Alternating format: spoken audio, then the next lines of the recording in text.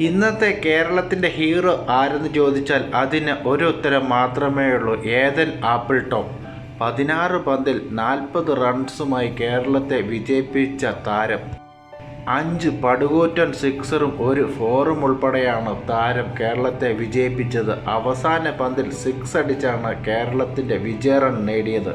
Last ഓവറിൽ 18 റൺസായിരുന്നു രാജസ്ഥാനെതിരെ കേരളത്തിൻ്റെ വിജയലക്ഷ്യം. കേരളവും രാജസ്ഥാനും തമ്മിലുള്ള വിജയ് ഹസാരെ ട്രോഫിയിൽ ടോസ് നേടി ബാറ്റിംഗ് തിരഞ്ഞെടുത്ത രാജസ്ഥാൻ നിശ്ചിത 50 ഓവറിൽ 7 വിക്കറ്റ് നഷ്ടത്തിൽ 343 റൺസാണ് എടുത്തത്. 348 റൺസ് വിജയലക്ഷ്യമായി ബാറ്റിംഗ് ഇറങ്ങിയ കേരളം അവസാന പന്തിലാണ് വിജയം കണ്ടത്.